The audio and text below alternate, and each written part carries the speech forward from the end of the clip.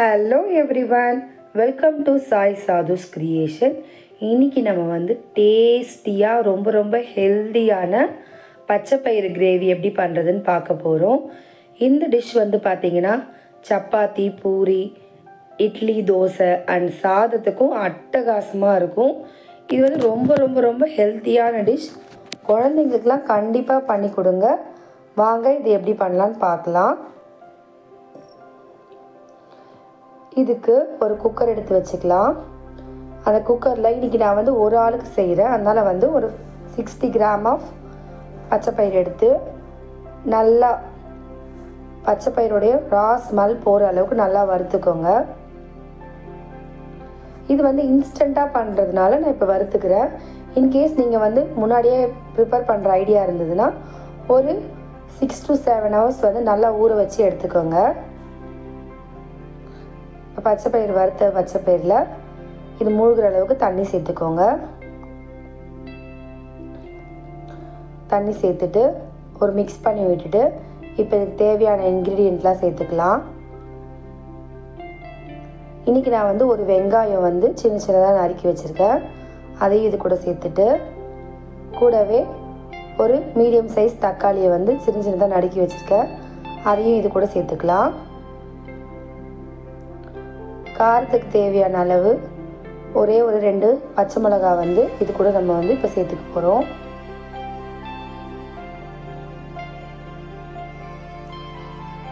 இது கூடவே பார்த்திங்கன்னா தேவையான மசாலாஸ்லாம் சேர்த்துக்கலாம். 1/4 ஸ்பூன் மஞ்சள் தூள், 1/2 ஸ்பூன் சீரகத்தூள், 1/2 ஸ்பூன் கரம் மசாலா, 1/2 ஸ்பூன் மல்லித்தூள் சேர்த்துக்கலாம். இது கூடவே வீட்டில் அரைச்ச குழம்பு மிளகாத்தூள் வந்து ஒரு 1/4 ஸ்பூன் சேர்த்துக்கலாம். இந்த அளவு சேர்த்துட்டிங்கன்னா கரெக்டாக இருக்கும். உங்கள் வீட்டில் காரம் கம்மியாக சாப்பிட்றவங்க அதுக்கேற்ற மாதிரி கூட குறைய நீங்கள் சேர்த்துக்கோங்க. இது எல்லாத்தையும் சேர்த்துட்டு நல்லா ஒரு மிக்ஸ் பண்ணி விட்டுட்டு குக்கர் லெட் போட்டு க்ளோஸ் பண்ணி ஒரு 5லேருந்து 6 விசில் விட்டுக்கோங்க. அப்போ தான் வந்து குழைய இருக்கும். எந்த அளவுக்கு குழைய இருக்கோ அந்த அளவுக்கு டேஸ்ட்டாக இருக்கும். இப்போ விசில் வந்துருச்சு, ஓப்பன் பண்ணிடலாம். உங்களுக்கு ஓப்பன் பண்ணும்போதே தெரியும் பாருங்கள் எந்த அளவுக்கு குழைய இருக்குன்னு. இந்த அளவுக்கு குழைய இருந்ததுன்னா பக்காவாக இருக்கும். இப்போது இதுக்கு தேவையான அளவு உப்பு சேர்த்துட்டு வீட்டில் மத்தோ இல்லை மேஷரோ உங்கள்கிட்ட எது இருக்கோ அதை வச்சு சும்மா ஒன்றும் பாதியமாக அங்கங்கே நசுக்கி விட்டுக்கோங்க. இந்த மாதிரி நீங்கள் மசிச்சு விட்டிங்கன்னா இந்த கிரேவிக்கு வந்து ஒரு திக்னஸ் கிடைக்கும். அதே நேரத்தில் டேஸ்ட்டும் வந்து பக்காவாக இருக்கும். இந்த மாதிரி மசிச்சு விட்டுட்டு இதுக்கு ஒரு தாளிப்பு கொடுத்துக்கலாம். ஒரு தாளிப்பு கரண்டி வச்சுட்டு ஒரு 2 ஸ்பூன் ஆயில் சேர்த்துக்கலாம். இது கூடவே 1/2 ஸ்பூன் கடுகு சேர்த்துக்கலாம். கடுகு நல்லா பொரிஞ்சதும் கொஞ்சமாக பெருங்காயமும் 2 பல் பூண்டும் சேர்த்துக்க போகிறோம்.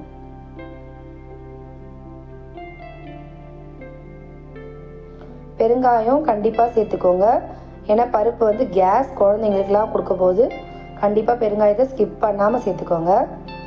ஒரு கொத்து கருவேப்பிலை போட்டு இந்த தாளிப்பை வந்து அந்த கிரேவியில் நம்ம ஆட் பண்ணிக்கலாம். நம்மளுடைய பச்சைப்பயிறு கிரேவி ரெடி ஆயிடுச்சு. இந்த கிரேவி பார்த்திங்கன்னா உங்களுக்கு வந்து ஒரு சப்பாத்தியோட பக்கா சைட் டிஷ்ஷாக நீங்கள் வந்து யூஸ் பண்ணிக்கலாம். சாதத்துக்கும் கொடுக்கலாம். குழந்தைங்களுக்கு இதை போட்டுட்டு கொஞ்சமாக நெய் விட்டு சாப்பிட்டா அந்தளவுக்கு சூப்பர் பக்கா டேஸ்ட்டாக இருக்கும். இந்த டிஷ் உங்களுக்கு பிடிச்சிருந்தா நம்ம சேனலுக்கு ஒரு லைக் பண்ணுங்கள், கமெண்ட் பண்ணுங்கள், சப்ஸ்கிரைப் பண்ணுங்கள். கூடவே அந்த பெல் ஐக்கானை ஒரு டச் பண்ணி விடுங்க. தேங்க்யூ. நெக்ஸ்ட் வீடியோவில் பார்க்கலாம்.